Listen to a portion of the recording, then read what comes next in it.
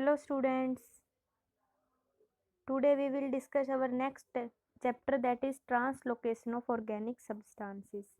What is translocation? In previous chapter we deal about the transpiration या transportation. Transpiration में क्या था? Water का इवेपोरेट हो जाना in the form of water vapour. And transportation में क्या था? वाटर को हम वन पार्ट से डिफरेंट सेकंड पार्ट तक क्या कर रहे थे? लेके जा रहे थे. उस मोमेंट को आप क्या बोल रहे थे? ट्रांसपोर्टेशन. अब ट्रांसलोकेशन क्या होता है? जब फूड को हम वन प्लेस से one part of plant to next plant या अनदर पार्ट ऑफ प्लांट तक हम लेके जाते हैं तो उसका आप क्या बोलते हो? Translocation of organic substance. Plant जो है वो अपना फूड प्रिपेयर करता है through the process of photosynthesis. Then plant क्या करेगा? फोटो एसिमिलेट्स को स्टोर करता है temporary in their mesophyll cells. और फिर उसके बाद क्या करेगा? उस प्लांट को अपने मतलब नॉन ग्रीन पार्ट्स तक क्या करेगा? ट्रांसलोकेट करेगा ताकि वो अपनी ग्रोथ एंड मेटाबॉलिज्म को कंटिन्यू रख सके. तो फिर प्लांट इसके लिए जो मैकेनिज्म यूज करता है वो करता है ट्रांसलोकेशन का. प्लांट इसमें कैसे ट्रांसलोकेट करता है? लोअर पार्ट जो ऑर्गन जैसे आपका लीफ है, लीफ क्या करता है? फूड को प्रिपेयर करता है. तो जहाँ पर भी फूड आपका बनता है उसका आप क्या बोलोगे? सोर्स बोलोगे. एंड जहाँ जो नॉन ग्रीन पार्ट होता है, जहाँ पर क्या होता है? फूड को स्टोर किया जाता है या फिर जहाँ पर फूड का मेटाबॉलिज्म होता है उस पार्ट को आप क्या बोलोगे? सिंक बोलोगे. तो जो आपके दो पार्ट्स होते हैं, जहाँ जो सप्लाई करता है region of supply that is source, and जिसमें डिमांड होती है region of demand that is known as sink. तो सोर्स से सिंक की तरफ आप अपने फूड का क्या करते हो? ट्रांसलोकेशन. तो long distance movement of the organic food और solutes from supply end to consumption end is known as translocation of organic solutes. Then direction क्या क्या हो सकती है? जैसे हमने प्रीवियस में पढ़ा था कि क्या पढ़ा था? जाइलम. तो जाइलम क्या कर रहा था? भाई आपका वाटर की मूवमेंट कर रहा था. तो वो मोस्टली जो डायरेक्शन थी वो यूनी डायरेक्शन था फ्रॉम रूट टू लीफ तक. लेकिन जो आपका ट्रांसलोकेशन का प्रोसेस होता है ये यूनी डायरेक्शन, ये अपवर्ड भी होता है डाउनवर्ड भी होता है. इसलिए आप इसको क्या बोलोगे? This is a by directional process. और एज वेल एज रेडियल भी होता है सम केसेस के अंदर. तो जब आप बोलते हो कि आपका प्लांट जो आपका फूड है वो ट्रांसलोकेट किया जा रहा है फ्रॉम कहाँ से? आपकी कहाँ से? लीफ से लेकर नॉन ग्रीन पार्ट तक. तो लीफ से लेकर नॉन ग्रीन पार्ट तक करोगे तो उसको आप क्या कर रहे हो? डाउनवर्ड. और फिर कहाँ से? अगर कभी कभी क्या होता है कि जैसे सीड जो आपकी जर्मिनेट करती है तो वहाँ से लेकर अपर जो न्यू पार्ट्स बन रहे हैं तब उसमें करते हैं तो उसको आप अपवर्ड ट्रांसलोकेशन में डील करते हो. तो ड्यूरिंग द आपकी seed and fruit development radial translocation होती है.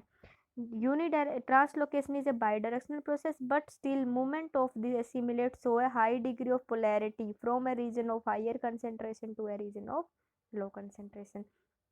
Then आपका कौन सा ऐसा ऑर्गन है जो क्या कर रहा है? ट्रांसलोकेट करवा रहा है. तो ये पता करने के लिए जैसे हमने पीछे जाइलम किया था ना कि ट्रांसपोर्ट जो हो रहा है वाटर का वो जाइलम के थ्रू ही हो रहा है. इसके लिए हमने कुछ एक्सपेरिमेंट स्टडी किए थे. रेडियो एक्टिव एक्सपेरिमेंट था, गिडलिंग एक्सपेरिमेंट था, रिंगिंग था जो था.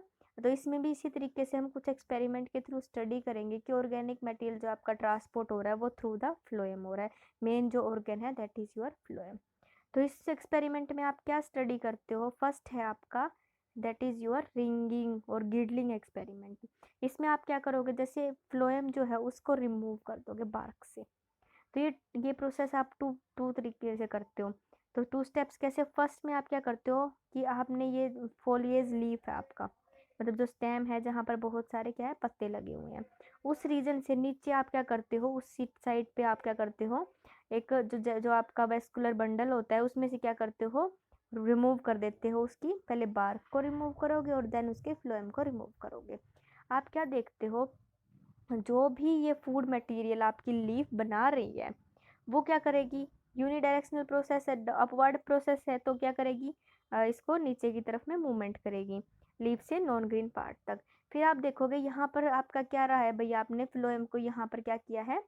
अपना क्या किया? आपने फ्लोएम को यहाँ से रिमूव किया है. तो आप देखोगे वो जो सारा का सारा फूड है लीफ से जब वो डाउनवर्ड मूवमेंट करेगा तो यहाँ पर आके एक्यूमुलेट हो जाएगा. अगर यहाँ से हमने सिर्फ क्या किया था? इस पार्ट से जाइलम रिमूव नहीं किया था, फ्लोएम रिमूव किया था. अगर हमारा फूड जो मटेरियल है वो जाइलम से ट्रांसलोकेट हो रहा होता तो वो नीचे की तरफ ट्रांसपोर्ट होना था. लेकिन हमारा तो सारा यही एक्यूमुलेट हो गया, नीचे कुछ भी नहीं आया। इसका मतलब क्या था, जो पार्ट हमने रिमूव किया है वही रिस्पॉन्सिबल था किसके लिए, ट्रांसलोकेट करवाने के लिए फूड को। तो हमारा ये बताता है यहाँ पर कि हमारा जो फ्लोएम है वो रिस्पॉन्सिबल होता है ट्रांसलोकेशन के लिए। नेक्स्ट फिर एक और बारी इसे गिडली एक्सपेरिमेंट में फिर क्या किया, जो लीफ एरिया है उस लीफ एरिया के अपर का जो रीजन है उसको क्या कर दिया गया, रिमूव कर दिया गया। तो इस लीफ के ऊपर आपकी क्या प्रेजेंट होनी चाहिए, बड प्रेजेंट होनी चाहिए और लीफ नहीं होनी चाहिए, टिप पे सिर्फ बड प्रेजेंट होनी चाहिए। अब हम क्या देखेंगे कि हमने रिमूव क्या किया है भाई, लीफ के ऊपर से बार्क को रिमूव कर दिया, फिर फ्लोएम को रिमूव कर दिया। तब हम देखेंगे कि थोड़े टाइम के बाद क्या होगा, आपका ये एरिया होगा वो ड्राई कर जाएगा, सूख जाएगा, क्योंकि क्या है, अपवर्ड जो मूवमेंट होनी थी फूड की वो नहीं हो पाएगी, तो जिसकी वजह से ये मर जाएगा। ये क्या शो करेगा कि यहाँ पे जो फ्लोएम था वो रिस्पॉन्सिबल था आपके ट्रांसलोकेशन ऑफ फूड पार्टिकल की।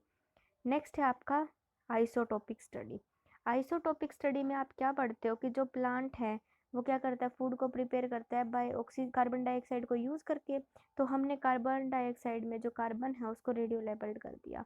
अब जो आपका फूड होगा, जो कार्बोहाइड्रेट बनेगा उसके अंदर क्या है, रेडियो लेबल्ड आपका कार्बन आएगा। ये क्या बताता है आपको कि जो carbohydrate containing carbon radio label carbon present in the phloem particular in the sieve tube. That means phloem के अंदर जब हमें डिटेक्शन हुई रेडियो लेबल्ड कार्बन की, तो इससे हमें पता चला कि फ्लोएम के अंदर हमारा जो फूड है कार्बोहाइड्रेट है वो ट्रांसलोकेट हो रहा था।